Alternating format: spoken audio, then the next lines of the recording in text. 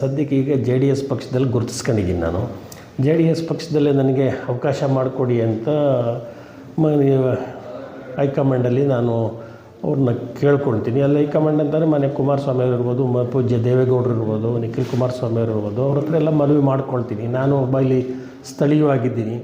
ಇಲ್ಲ ಹಿಂದೆ ಎಲ್ಲ ನನ್ನ ಸಹ ಇದು SC ಕ್ಷೇತ್ರ ಇತ್ತು, ಈಗ ಜನರಲ್ ಆಗಿದೆ.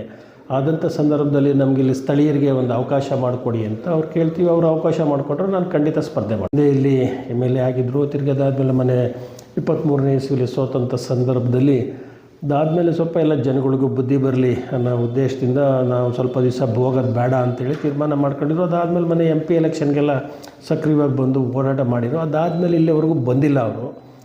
ಮುಂದಿನ ದಿವಸಗಳಲ್ಲಿ ನೋಡೋಣ, ಹೈಕಮಾಂಡ್ ನಮಗೆ ಆದೇಶ ಏನು ಬರುತ್ತೆ ಅದ್ರ ಮೇಲೆ ನಾವು ತೀರ್ಮಾನ ತಗೊಂಡಿದ್ವಿ. ಮಧುಗಿರಿ ಕ್ಷೇತ್ರದಲ್ಲಿ ಈಗಲೂ ಸಹ JDS ಬೇರು ಗಟ್ಟಿದ್ದಾವ? ಖಂಡಿತ ಐತೆ.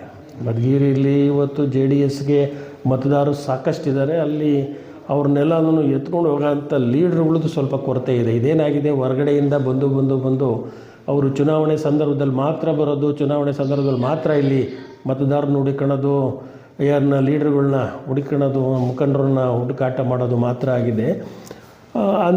ಅಂಥ ಸಂದರ್ಭದಲ್ಲಿ ಇದೇನು ಚುನಾವಣೆಗೆ ನಮಗೆ ಬೇಕಾದಾಗ ಮಾತ್ರ ಬರ್ತಾರೆ, ಇವ್ರಿಗೆ ಬೇಕಾದಾಗ ಬೇಕಿಲ್ಲದಿದ್ದಾಗ ನಮ್ಮನ್ನು ಕೈ ಬಿಡ್ತಾರೆ, ಕಷ್ಟ ಸುಖಕ್ಕೆ ಯಾರು ಸ್ಪಂದಿಸೋರಿಲ್ಲ ಅನ್ನೋದು ಇವತ್ತಾಗಲೇ ಮಧುಗಿರಿ ತಾಲೂಕಿನ JDS ಮತದಾರರ ಹತ್ರ, ಮುಖಂಡರ ಹತ್ರ ಎಲ್ಲರದ್ರೂ ಈಗಾಗಲೇ ಅದು ಅವ್ರ ಮನಸ್ಸಿಗೆ ಬಂದುಬಿಟ್ಟಿದೆ.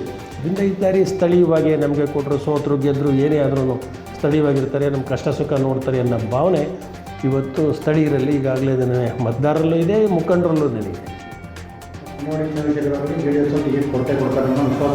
ಇದೆ, ವಿಶ್ವಾಸ ಇದೆ, ಕೊಡ್ತಾರೆ ಅಂತಂದೇಳಿ. ಯಾಕೆಂದ್ರೆ ನಾನು ಇಲ್ಲಿ ಸ್ಥಳೀಯವಾಗಿರೋದ್ರಿಂದ ಇಲ್ಲಿವರೆಗೂ ಸ್ಥಳೀಯರಿಗೆ ಯಾವತ್ತೂ ಜನರಲ್ ಆದಮೇಲೆ, ಇದು ಸಾಮಾನ್ಯ ಕ್ಷೇತ್ರ ಆದಮೇಲೆ ಸ್ಥಳೀಯರಿಗೆ ಯಾರಿಗೂ ಕೊಟ್ಟಿಲ್ಲ.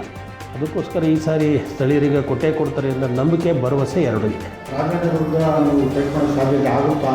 ಯಾರು ಎದುರಿಗೆ ಬೇಕಾದ್ರೂ ಮಾಡ್ತಾರೆ. ಅದಕ್ಕೆ ಜನ ಮತ ಹಾಕೋರು, ಯಾರು ಅವರು ಇವರು ಅನ್ನೋ ಪ್ರಶ್ನೆ ಅಲ್ಲ. ಮತದಾರರು ಮಧುಗಿರಿ ತಾಲೂಕಿನವರು, ಮತದಾರ ಪ್ರಭುಗಳು ಏನು ತೀರ್ಮಾನ ಕೊಟ್ಟರೆ ಅದು ನೋಡ್ಕೋಬೇಕು.